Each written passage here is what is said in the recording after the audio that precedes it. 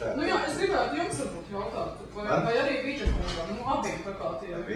Kāpēc ir tik maz māju, tik maz iedzīvotāji, kuri ir ar mieru pieteikties? Tagad ir tā Eiropa programma. Mēs, nu, jūs zināt, par ko es runāju, mēs esam tur arī rakstījuši vairāk reizes, ka citas pilsētas tomēr ir daudz aktīvākas. Ir lielā Jelgava, kur ir gandrīz 100,000 iedzīvotāju. Konkrētāk, ir pāris mājas. Konkrētāk, kuras pilsētas. Jā, es ir 4 projekti, vismaz es neesmu redzējis jaunāko Valmierā, 21, Limbažos 4. Limbaži ir maza ītiņa pilsētiņa. Liepāja, Rīga, Valmieras. Nu jūs taču zināt, jā. Es zinu, Rīgas pilsētiņa. Jā. Šitas nav Reizeknē noteikti vairāk, jo šis ir tas pēc pirmās kārtas tikai. Tad, kur ir tā problēma mums?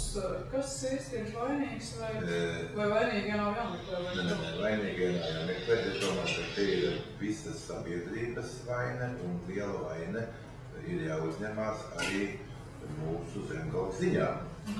Jo es neatceros, kopš es strādāju pašvaldības, teiksim, pašvaldībā, pēc bija izpildu direktors, kad mēs pirmo gribējām, teiksim, jau realizēt projektu ar Vācijas to 4. līnijas projektu, un toreiz bija Brīvības bulvārs 28. Tad 2003. gadā tad ļoti krasi pret šo problēmu vērsās arī Zemgales ziņas tajā laikā. Anna Fanās jau toreiz rakstīja negatīvas ziņas par tādām siltināšanas lietām, un es principā neesmu, teiksim, redzējis arī, teiksim, jūsu presi, kad arī veicinātu iedzīvotājiem, teiksim, šīs sabiedriskās domas tādu virzīšanu uz to efektu, kur var panākt siltinot mājas. Nu, es saprošu, es nepiekrīstu, jo es paldies redzējusi kaudzi ar avīzēm, kur ir pozitīvie piemēri, ļoti skaisti aprakstīti, tāpat 4. līnija, vairākas citas mājas. Ļoti daudz ir negatīvas. Jā. Ko jūs esat darījis, jo jums arī droši vien maksā naudu par to, ka jūs strādājat šajā pašvaldībā, un ko jūs varbūt esat darījis, lai iedzīvotājs nesimātu uz siltināšanu?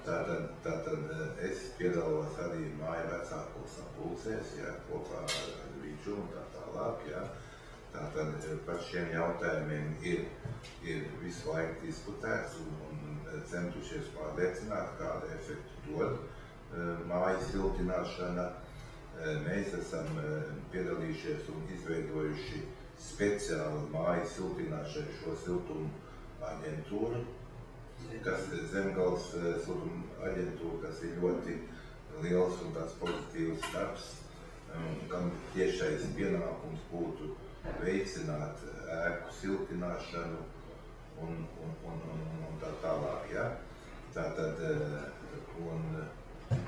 Tātad tiek rīkot dažādi semināri, tiek izstrādāta koncepcija, kura tiks ēku siltināšanas, kur aģentūra veids un kur arī NIBS veids.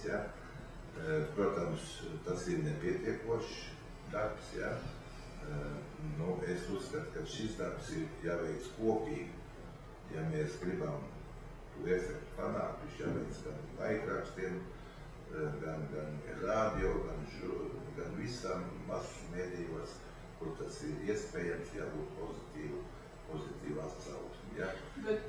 Ja būs laikraksti atbalsta, teiksim, cilvēkus, arī tie, kuri cenšas, lai šāda ēku siltināšana nenotiktu, tad viennozīmīgi tas apgrūtina mūsu projektu. Viens vainīgais ir Zemgales ziņas, bet mums tā auditorija ir liela un tā.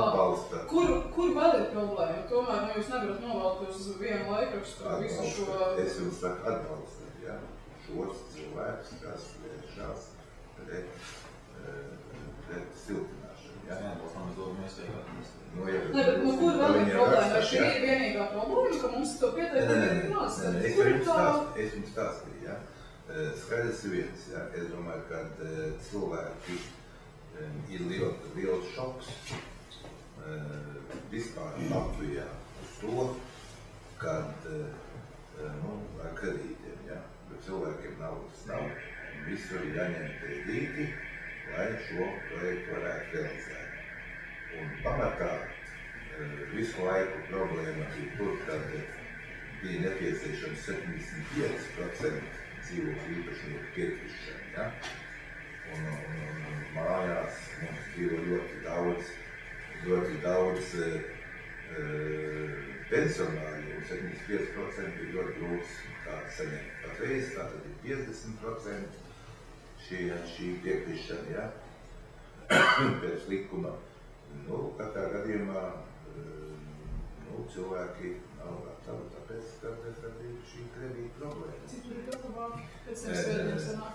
Redziet, es jums varu pateikt vienu, ja? Cāļu skaita rudenī. Jūs to ierakstiet. Un Valmieras variantu jūs paskatīsieties pēc tam, kad šie projekti tiks realizēti. Ja? Jūs papēties, kas Valmierā nodarbojās ar šo projektu realizāciju. Tās ir firmas, tās nav pašvaldības uzņēmumi vai teiksim, apsaimniekotāji. Ja? Tur ir firma, kura uzņem saistības, uzņemās visu darbu veikt uz sevi, tātad finansē arī šo projektu. Ja? Man liekas, ir Nīderlandes mācas uzņēmums, viņiem ir Nīderlandē. Sanenerģija, ja? Kuri aizņēmumu paņem no savas mācas firmas Sanenerģija, ja? Tad viņiem bankās nav jāņem, bet nosacījumus. Ja? Tie cilvēki vēl to nav nopratuši. Ja? Kādi tie nosacījumi? Tas nozīmē to, ka viņi nofiksē, viņi bija arī pie mums. Mēs vienkārši viņus nepieņēmām pagaidām. Teiksim, viņi nofiksē siltuma tarifu, kāds viņš ir šodien. Ja?